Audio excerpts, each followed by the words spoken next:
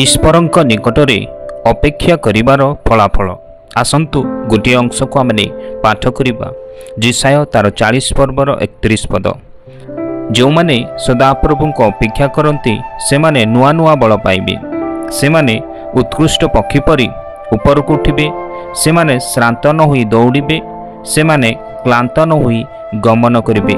आमने देखिलु जो माने प्रभु जीशुंक ठारे अपेक्षा करती, तांकर समय को अपेक्षा करती, तांकरी आशीर्वाद को अपेक्षा करती, से परी व्यक्ति कोपरी भावरे से प्रभु को ठारू शक्ति प्राप्त हुए एठारे आमने देखा पारुछु।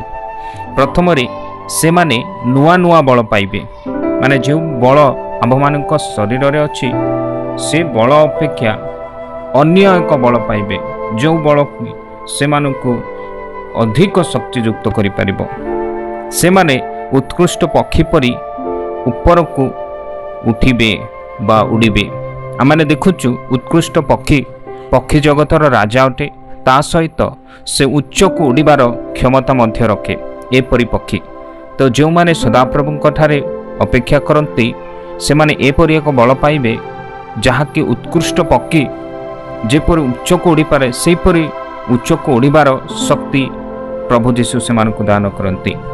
ता सहित से माने श्रांत न होई दौड़िबे, से माने क्लांत न होई गमन करिबे। प्रभु आम्भ मानकु एई छोट आलोचना रे आशीर्वाद करंतु।